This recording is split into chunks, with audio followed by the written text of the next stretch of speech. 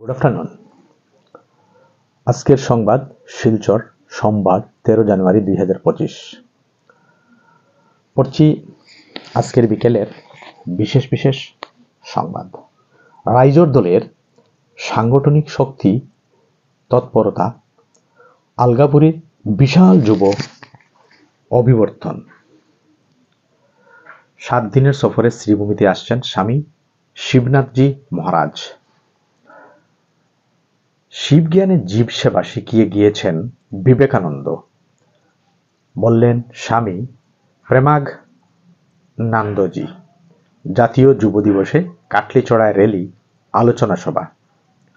স্বামীজির আদর্শ অনুসরণের আহ্বান 163তম জন্ম জয়ন্তী জাতীয় যুব দিবস উদযাপন উপলক্ষে শুভযাত্রায় উপস্থিত ছিলেন শ্রী রামকৃষ্ণ সেবা সমিতির সভাপতি শেখর চৌধুরী, সহসভাপতি রত্নদীপ ভট্টাচার্য, সম্পাদক দেবজিৎ চক্রবর্তী।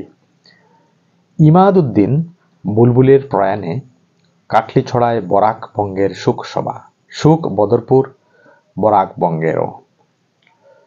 হাইলাকান্দিতে সমন্বয় যাত্রা উপলক্ষে একটি আলোচনা সভা। স্বাধীনতা সংগ্রামীদের, বেকার বয়স্ক সন্তানদের অসম সরকারের তরফে চাকরি প্রদান ও মাসিক পেনশন এবং মাসিক অনুদান ইত্যাদি বিভিন্ন দাবিতে রবিবার দুপুরে হাইলাকান্দি টাউন হল প্রাঙ্গণে জেলা স্বাধীনতা সংগ্রামী সম্মিলনের উদ্যোগে সমন্বয় যাত্রা 2025 উপলক্ষে একটি আলোচনা সভার আয়োজন করা হয়। উত্তর করিমগঞ্জে সক্রিয় সদস্য সম্মেলনে 26-এর মহড়া। বিজেপির প্রধান শক্তি কার্যকর্তারা, বললেন সুব্রত। বাজারে অগ্নিমূল্য, তবুও সংক্রান্তিতে মাতোয়ারা মানুষ। লালা হাসপাতালে বিবেকানন্দ মেলা কমিটির ফলমূল বিতরণ। এরারিগুল দীনদয়াল মডেল কলেজে জাতীয় যুব দিবস উদযাপন। লালায় যানজটে নাজেহাল জনতা, ডিসিএসপির হস্তক্ষেপ দাবি। পড়ছি দেশ বিদেশের খবর।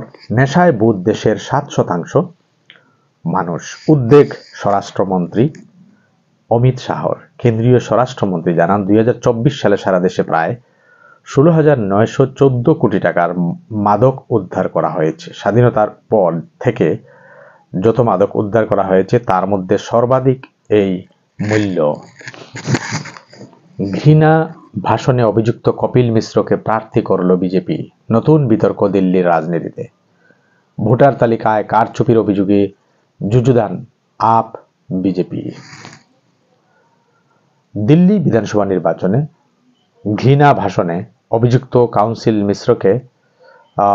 কপিল মিশ্রকে কারাওয়ালনগর কেন্দ্র থেকে প্রার্থী করেছে বিজেপি। বিজেপিতে যোগ দেওয়ার আগেই কপিল আম আদমি পার্টির সদস্য ছিলেন। আপ প্রধান অরবিন্দ কেজরিওয়ালের ঘনিষ্ঠ হিসেবেই পরিচিত ছিলেন কপিল, কিন্তু 2019 সালে বিজেপিতে যোগ দেন তিনি। তার বিরুদ্ধে 2020 সালের দিল্লি হিংসায় উস্কানি দেওয়ার অভিযোগ রয়েছে। আদালত কপিলকে বর্জনা করেছে। স্কুল ইউনিফর্মে বন্ধুত্বের কথা লেখার শাস্তি। ঝাড়খণ্ডে শার্ট খুলে 80 ছাত্রীকে বাড়ি পাঠালেন প্রিন্সিপাল। তদন্তের নির্দেশ মুখ্যমন্ত্রীর। শেষ দিনে বন্ধুদের স্মৃতিতে একে অপরকে ইউনিফর্মে মনের কথা লিখেছিলেন ঝাড়খণ্ডের ধানবাদের একটি স্কুলের 10ম শ্রেণীর ছাত্রীরা। সেই অপরাধেই 80 ছাত্রীকে ইউনিফর্ম খুলে ফেলতে বাধ্য করেন স্কুলের প্রিন্সিপাল। তাদের শুধু ব্লেজার ও অন্তর্বাস করে বাড়িতে পাঠানো হয়। ছাত্রীরা বাড়ি ফিরে যেতেই গোটা ঘটনা জানতে পারেন তাদের অভিভাবকরা। এ ঘটনায় ক্ষুব্ধ হয় অভিভাবকরা স্কুল কর্তৃপক্ষের কাছে প্রতিবাদ জানান এবং স্থানীয় জেলা শাসকের অফিসে গিয়ে অভিযোগ দাখিল করেন। মহাকুম্ভের টানে আমেরিকা থেকে প্রয়াগরাজে স্টিভ জবসের স্ত্রী এসে গেলেন। বিয়ের পর সঙ্গে না থাকলেও স্ত্রীকে ভরণ পোষণ দিতে বাধ্য স্বামী। প্রধান বিচারপতি সঞ্জীব খান্না এবং বিচারপতি সঞ্জয় কুমারের বেঞ্চ জানিয়েছে, ভরণ পোষণের জন্য একসঙ্গে থাকাটা একমাত্র জরুরি বিষয় নয়। ভরণ পোষণ পাওয়ার যথাযথ ও সঙ্গত কারণ থাকাটাই বিবেচ্য। আরও ভয়াবহ আকার ধারণ করেছে লস অ্যাঞ্জেলসের দাবানল। উদ্ধার কর্মী পাঠানোর প্রস্তাব ইরানের, বাড়ছে ক্ষতি, পাশে দাঁড়ালেন প্রিন্স হ্যারি ও মেগান। বিশ্বের ধীরতম শহরের তালিকায় দ্বিতীয় কলকাতা, শীর্ষে দক্ষিণ আমেরিকার ব্যারানকুইলা। বিশ্বের দ্বিতীয় ধীরতম শহরের তালিকায় শীর্ষস্থান দখল করেছে দক্ষিণ আমেরিকার কলম্বিয়া শহর ক্যারানকুইলা। তবে চমকপ্রদভাবে এই তালিকায় দ্বিতীয় স্থানে রয়েছে তিলোত্তমা কলকাতা। নেদারল্যান্ডসের টেকনোলজি সংস্থা টমটমের সাম্প্রতিক সমীক্ষায় বিশ্বের শ্লথতম শহরের তালিকায় কলকাতা ছাড়াও রয়েছে ভারতের আরও 2 শহর। শেষ হলো আজকের বিকালের বিশেষ বিশেষ খবর আজকের সংবাদ শিলচর চ্যানেল থেকে।